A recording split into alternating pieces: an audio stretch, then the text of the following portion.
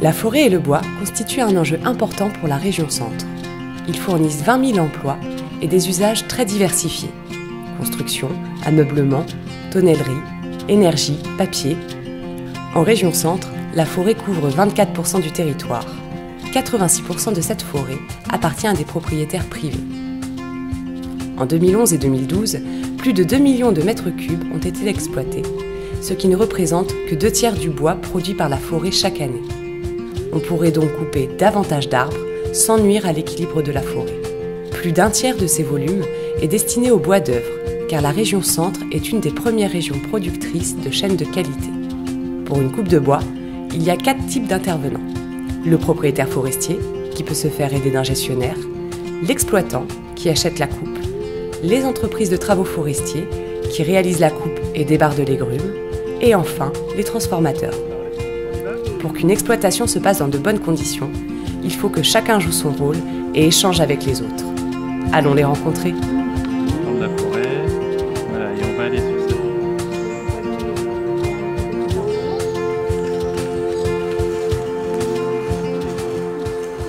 Alors, couper un arbre n'est pas un geste négatif. Comme le blé, quand un arbre est mûr, il faut le récolter. Un arbre, quand on va l'enlever, d'abord, il y a tout autour de lui, il y a plein de petits arbres qui ne demandent qu'à prendre sa place. Ensuite, au niveau de la gestion carbone, il est évident qu'un petit chêne va consommer beaucoup plus de carbone qu'un grand chêne déjà établi. Puis enfin, on peut aussi replanter des arbres. Donc c'est tout un ensemble, toute une vie qui existe. Et donc, couper un arbre, c'est simplement participer à la vie de la forêt. Mais pour bien gérer sa forêt, on a plusieurs possibilités. On peut se rapprocher des organismes professionnels, le CRPF, pour qu'ils nous adressent à des gens compétents. Ou bien, on peut aussi, au travers de ces organismes professionnels, suivre des formations qui vont nous permettre de comprendre, d'apprendre et de devenir l'interlocuteur des professionnels qui vont venir travailler dans la forêt. Le CRPF nous aide au niveau administratif avec tous les plans simples de gestion. Donc c'est une formalité indispensable maintenant pour gérer la forêt. Le plan simple de gestion est une marche à suivre, un guide pour la gestion de la forêt. C'est vraiment une succession d'étapes sur 10 ou 20 ans qui vont nous permettre de mettre des jalons et qui permet aux propriétaires de gérer sa forêt avec un objectif de moyen-long terme. Le PEFC, c'est un engagement de gestion durable. C'est-à-dire que c'est en complète corrélation avec le plan simple de gestion. Et ce sont des règles de bonne pratique que l'on met en œuvre. Par la suite, ça nous donne un impact pour la commercialisation, puisqu'il y a une sensibilisation importante de l'opinion. Et donc les gens souhaitent que les bois, les cahiers, l'ensemble des éléments qui sont faits à partir du bois proviennent de forêts durablement gérées. Alors le CRPF va également nous apporter les contacts avec des professionnels. Dès qu'on cherche un professionnel pour débarder, un gestionnaire, il a tout un portefeuille d'adresses. Alors le gestionnaire, on va faire appel à lui tout simplement pour gérer sa forêt, ça si on le souhaite, mais on peut aussi faire appel à lui ponctuellement, pour du marquage dans un premier temps, ensuite pour la commercialisation, et enfin pour la maîtrise d'œuvre, c'est-à-dire que tous les professionnels qui vont venir en forêt doivent être encadrés, et c'est le travail du gestionnaire.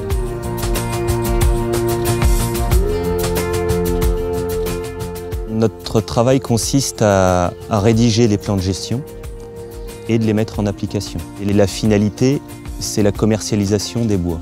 On rédige les contrats de vente sur lesquels est défini l'ensemble du cahier des charges d'exploitation, qui définit les délais d'exploitation et la définition des produits qui font l'objet de la vente.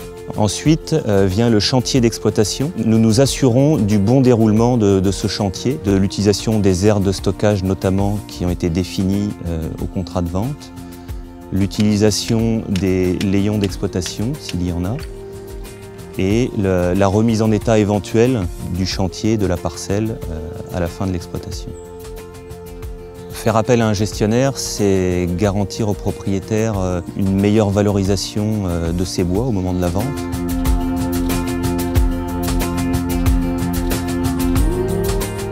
Notre métier, c'est d'aller visiter des parcelles de bois, les estimer et les acheter. Donc le métier d'exploitant forestier consiste à être en relation avec tous les gestionnaires de forêt, que ce soit aussi bien gestionnaires indépendants, experts forestiers, coopératives, et qui nous font parvenir, principalement à l'automne, mais pendant d'autres périodes de l'année, on appelle des catalogues. On chiffre les arbres, hein, pied par pied. Quand on reçoit les catalogues des différents lots qui nous sont proposés, figure également le cahier des charges. Donc on fait venir nos bûcherons, nos débardeurs pour faire l'exploitation des bois et les mettre au bord de route. On leur fait des contrats et on leur donne surtout les cahiers des charges avec les clauses éventuelles particulières de chaque lot, de manière qu'ils soient bien avisés des demandes des propriétaires.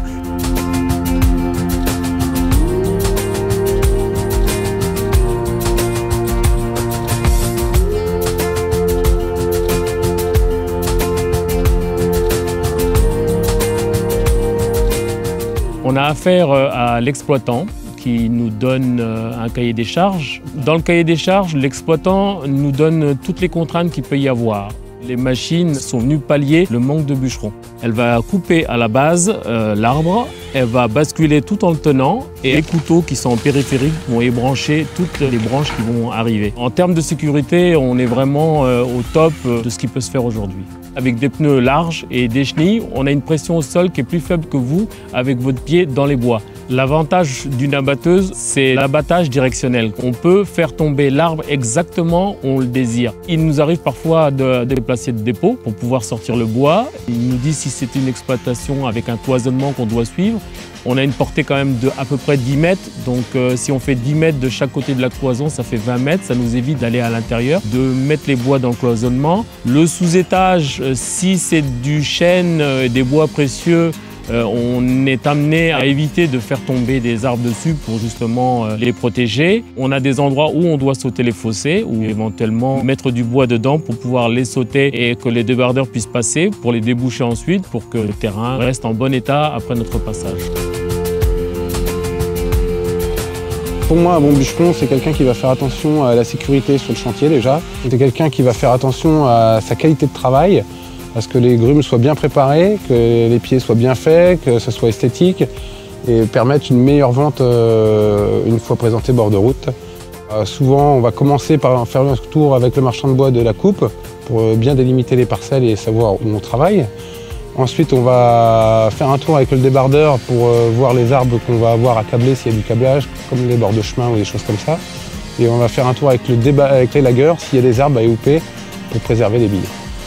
Donc, une fois qu'on a fait le tour de tout ça, on va abattre les arbres en intérieur de parcelle.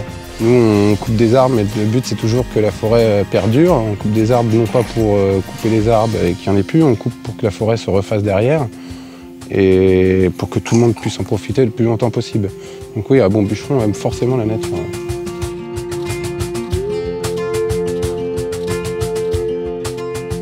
Alors un débardeur il sort les bois de la parcelle. Pour les contraintes des chantiers à débarder, alors soit que le marchand de bois se déplace pour nous faire voir, soit qu'il nous envoie les plans et puis nous signaler bien tout ce qui est à éviter, les mâts ou des secteurs où il ne faut pas passer.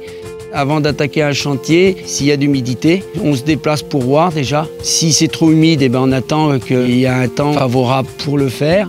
Alors, les bois sont très longs, alors il ne faut pas écorcher un arbre parce que sinon, si on enlève l'écorce à un arbre, ils sont abîmés, ils perdent leur qualité pour les coupes d'après. Être certifié PEFC, ça nous entraîne à respecter tout ce qui est sol. Et moi, je trouve que c'est bien parce qu'on respecte plus la forêt que 20 ans en arrière. Et quand on a fini notre chantier, il faut tout bien remettre en état. Et ça, c'est une grande qualité, les propriétaires adorent ça. Dans la filière bois, nous nous situons au niveau de la première transformation, c'est-à-dire que nous produisons un travail de dégrossissage de grumes. Nous fabriquons essentiellement de la pièce équarrie. Alors le fonctionnement de la scierie commence par le transport des grumes de bois qui arrivent ici. Ensuite, elles sont triées par diamètre et longueur. Elles sont tronçonnées. Ensuite, nous les écorçons à l'aide d'une écorceuse. Nous les passons après au slabeur. Elles sont ensuite sciées à l'aide du poste de sciage de tête. Puis elles sont triées, les charpentes principalement, et ensuite elles sont vendues.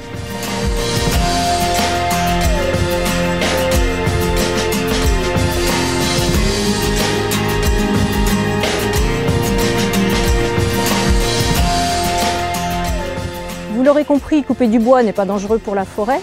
Le bois est un matériau renouvelable qui stocke en plus du CO2. Les coupes de bois participent à l'entretien de la forêt et aident les arbres à mieux pousser.